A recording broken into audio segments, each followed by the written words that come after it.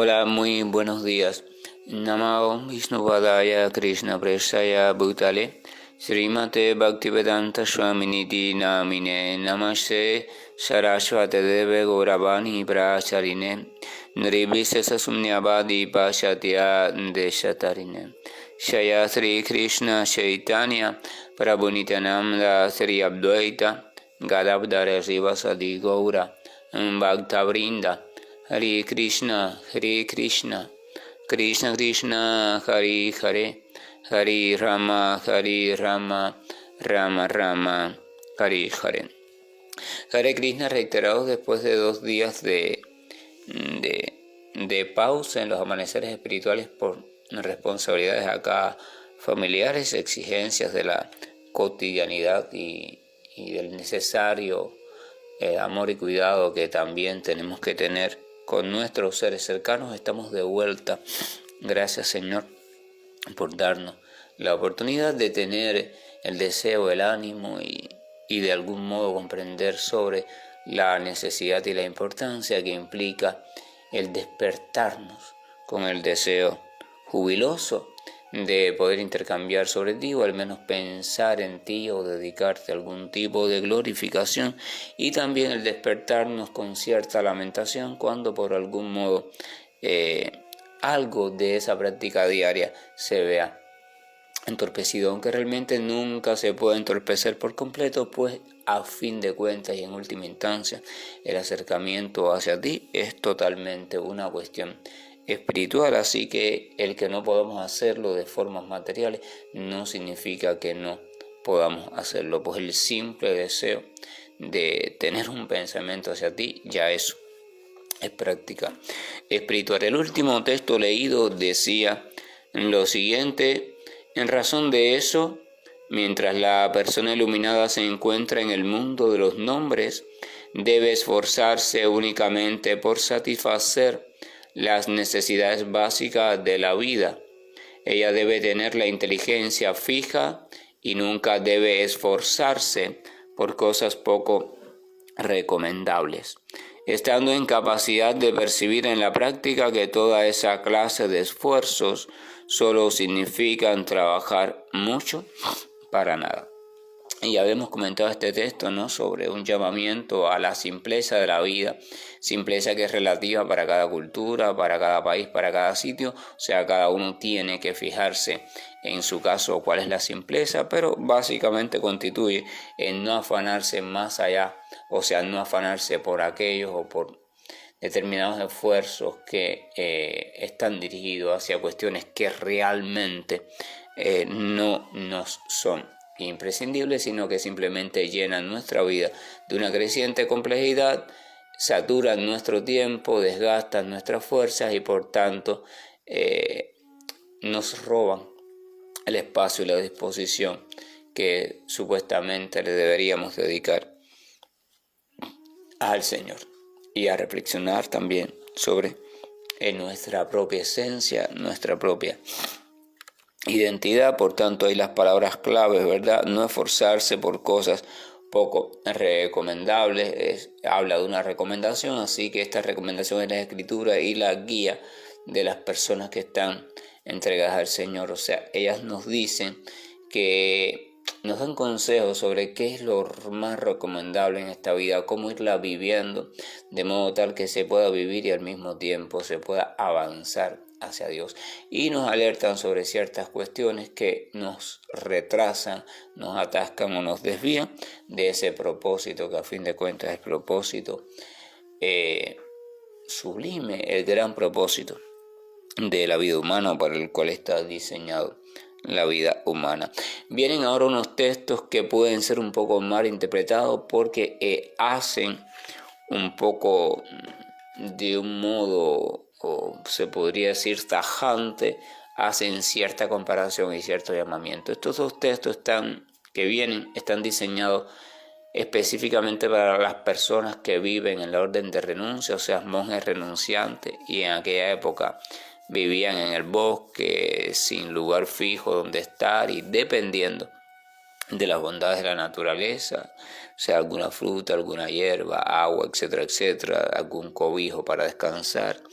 y por tanto dependiendo completamente de la misericordia del Señor Supremo. Pero yéndonos de aquel contexto histórico, vamos a tomar de los textos un llamamiento general, que es el llamamiento de que a veces hay ciertas cosas con las cuales podemos resolver la situación de nuestra vida, nuestras exigencias, y sin embargo nuestra mente siempre fantasiosa desea otras cosas. Entonces la constante insatisfacción nos hace estar en un constante torbellino ilusorio, pero que arrebata toda nuestra existencia, intranquiliza nuestra mente y por supuesto intranquiliza también a nuestro corazón. Comienzan a decir los textos. Vamos a recordar que los textos parten de esta cuestión de llamamiento a la vida simple y poniendo como ejemplo que las personas iluminadas, mientras que se encuentran en este mundo de los nombres, vamos a recordar el mundo de los nombres, el mundo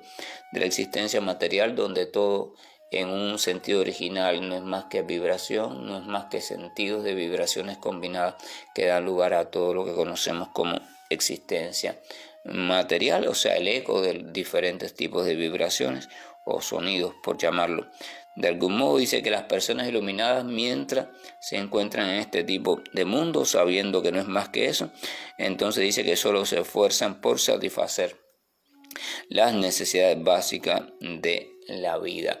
Ellas no se esfuerzan por aquello que no es recomendable y mucho menos porque esos esfuerzos implican un trabajar mucho para al final nada. Entonces, partiendo de ahí, bajo esa misma idea o dirigidos por esa misma idea, en ese mismo sentido, sigue el próximo texto. Dice: si hay mucha tierra llana en la que uno se puede acostar, entonces ¿qué necesidad hay de enloquecer por conseguir catres y camas? Si uno puede usar sus propios brazos, entonces ¿qué necesidad hay de enloquecer por conseguir una cómoda almohada? Si uno puede usar las palmas de las manos, entonces ¿qué necesidad hay de los diferentes utensilios costosos? Y si hay mucho con qué cubrirse o corteza de árboles, entonces ¿qué necesidad hay de tener tantos vestuarios también costosos? Vuelvo y repito, está un texto dirigido para los sannyasis o monjes renunciantes que en aquel momento deambulaban a merced de la misericordia de Dios y de la naturaleza. Si tenían sed, bebían agua del río; si no había río, simplemente seguían y lo tomaban como la misericordia divina, que simplemente les estaba proporcionando la oportunidad de, aún bajo la sed, seguir pensando amorosamente en Él. Es un pensamiento muy profundo. No se puede imitar esta conducta, pero sí se puede ver desde un punto de vista adecuado y no desde la crítica incomprendida que muchas veces le dirigimos hacia ese tipo de etapa de la vida. Pero el punto que está mencionando es que a veces tenemos maneras simples de satisfacer nuestras necesidades, pero sin embargo, por la razón que sea, por envidia, por imitar a no sé quién, por buscar cada vez una vida más cómoda materialmente y más, entonces simplemente lo complejizamos todo. Ese es el punto, y es el punto en el cual nos debemos quedar. Más allá de las imágenes, si la corteza de los árboles, si los cuencos de las manos, más allá de eso, siempre vamos a recordar, tratar de encontrar la esencia de los textos, no la forma externa a la cual hacen referencia para transmitir la esencia, pues esta forma va a ir cambiando de cultura en cultura, sino la esencia. ¿Cuál es el mensaje básico, esencial, profundo y eterno que me quiere transmitir? Continúa el texto siguiente diciendo: ¿acaso no hay ropa raída, o sea, ropa vieja, por ahí en algún rincón de las calles de las grandes ciudades? ¿Acaso los árboles que existen para mantener a otras criaturas, acaso han dejado de dar su limosna, o sea, sus frutos y sus hojas? ¿Acaso los ríos se han secado y han dejado de proporcionar agua al sediento? ¿Acaso las cuevas de las montañas se encuentran cerradas ahora? Y por encima de todo, otra pregunta que quizás es la más importante y significativa. ¿Acaso el Todopoderoso Señor no protege ya a las almas que se han entregado por completo a Él? ¿Por qué van entonces los eruditos sabios, esas personas iluminadas, mientras se encuentran en este mundo? ¿Por qué van a comenzar a adular a aquellos que están embriagados por la riqueza arduamente ganada?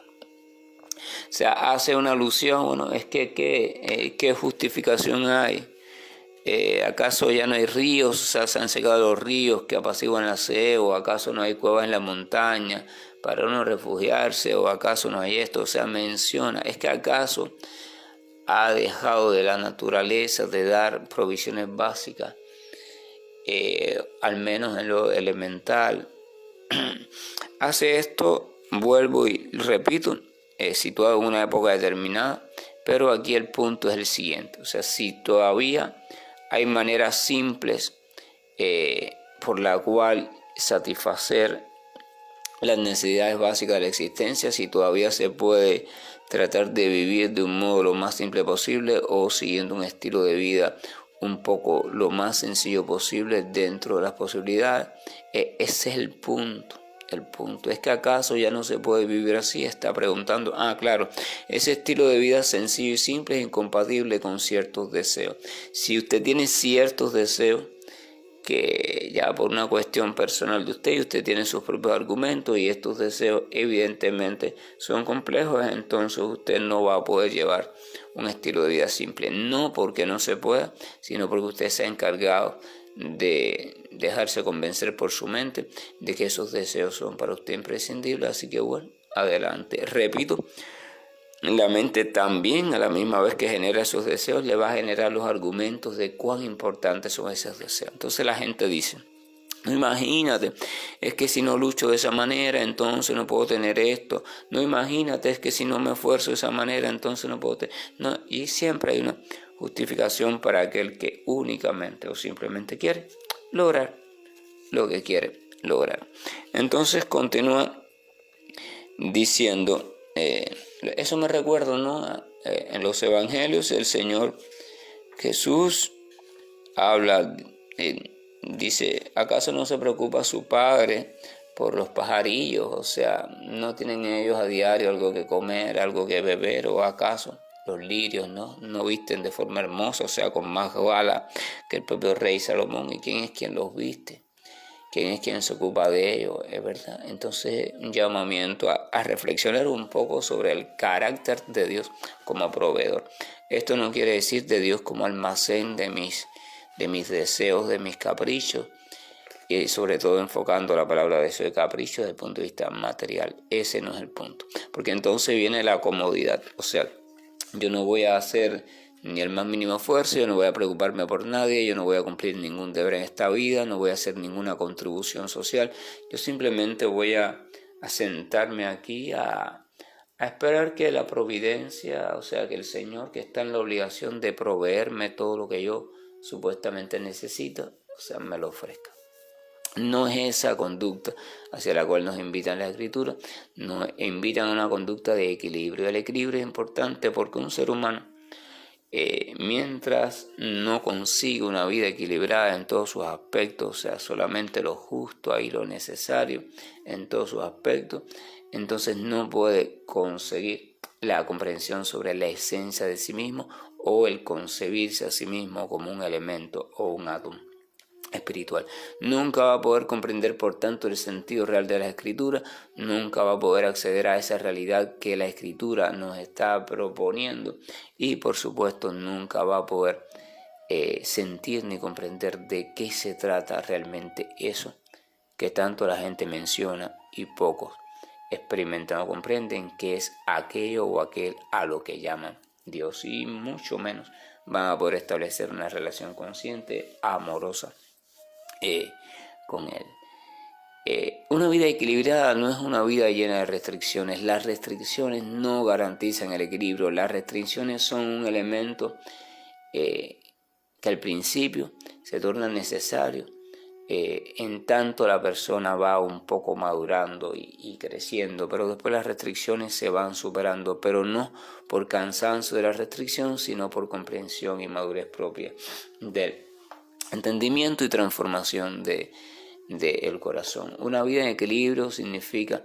una vida donde yo me he desprendido de todas aquellas cuestiones que yo mismo fui implantando en mi vida sobre mis supuestos apegos, necesidades, mis supuestas posesiones, mis supuestas figuraciones en la vida, soy esto, soy aquello. O sea, cuando me fui desprendiendo de todas esas cuestiones surgidas del concepto ilusorio de la existencia y me fui reubicando en la simpleza de lo que realmente soy y de aquello a lo cual desde esa simpleza estoy siendo llamado.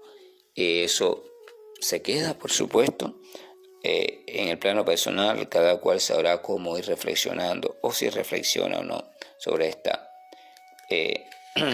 temática. Entonces dice que si todavía hay oportunidad continuamente de reenrumbar mi vida hacia la simplicidad, y si acaso eso es posible, entonces ¿para qué aquellas personas que están entregadas al cultivo de su relación con Dios, aquellos grandes sabios iluminados, para qué van a entonces estar buscando el favor de aquellos que están embriagados por la riqueza arduamente ganada? O sea, el sabio iluminado va comprendiendo, y lo ha comprendido perfectamente, que el Señor es el gran sustentador, pero al mismo tiempo el gran refugio, al mismo tiempo el gran amigo, y por tanto hacia ese Señor comienza a sentir un agradecimiento profundo, maravilloso y magnífico. Entonces, si sabe que desde esa relación con el Señor puede ir acomodando su existencia de un modo lo más simple posible para poder dedicar tiempo desde la tranquilidad del corazón hacia ese amor, entonces ¿para qué va a estar buscando el favor de alguien porque es más poderoso, porque tiene más dinero? Porque esto no le interesa eso, porque ya él ha encontrado a aquel que le está siempre haciendo el favor de acompañarle. Aquel es la suprema personalidad de Dios. El texto siguiente dice: fijo de esa manera y en ese tipo de pensamiento, uno debe prestar servicio a el alma suprema o la representación del Señor que está dentro de todo, y debe hacerlo mediante disculpen, que me fui de una línea para otra. Fijo de ese modo, uno debe prestar servicio al alma suprema que, mediante su omnipotencia, está situada en el corazón de cada criatura, incluyendo por supuesto el corazón de uno mismo.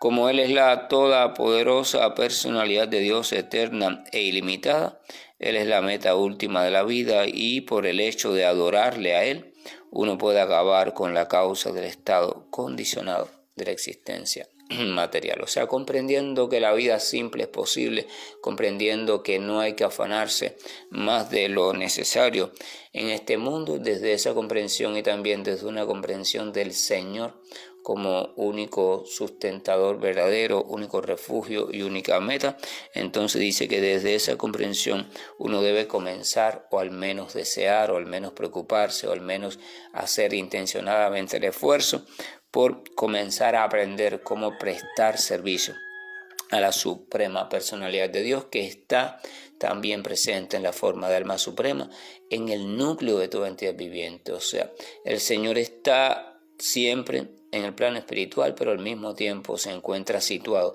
una expansión de Él en la propia esencia de cada uno de nosotros. Allí podemos encontrarlo, allí estamos siendo llamados a encontrarlo, y desde allí estamos siendo llamados a comenzar una relación consciente y amorosa con Él. Pero no podemos entrar hacia ese lugar tan profundo si estamos afanados en no sé cuántas cuestiones que roban nuestra atención y perturban nuestra mente. Entonces dice que Él es la meta última de la vida, y por el hecho de adorarle uno puede acabar con la causa del estado condicionado de la existencia. Siempre van a haber el Srimad Bhagavatam en todo momento. Todos los textos que están incluidos en el Srimad Bhagavatam están incluidos por una simple razón, porque todos terminan llamándonos a la entrega hacia Dios, llamándonos al servicio hacia Dios, llamándonos hacia la relación consciente con Dios, llamándonos en última instancia hacia el método original de la iluminación, que es el método de el reconocer no solo la existencia del Señor Supremo, sino en tener la lucidez de desear sincera y humildemente, encaminarnos en el proceso de entrega genuino hacia Él y desde esa postura ir viviendo lo que llamamos la existencia en este mundo. Que la gracia y el amor de nuestro amoroso Señor nos acompañe para que nuestro corazón se vaya cada vez más iluminando y cada vez más también liberando de todas aquellas torpezas y todas aquellas rigideces que lo están aprisionando y no lo dejan terminar de inflamarse, o al menos comenzar a inflamarse de amor por Dios. Hare Krishna, buen día, y estoy finalizando la grabación. Om Namo Bhagavate Vasudevaya. Om Namo Bhagavate Vasudevaya. Om Namo Bhagavate Vasudevaya.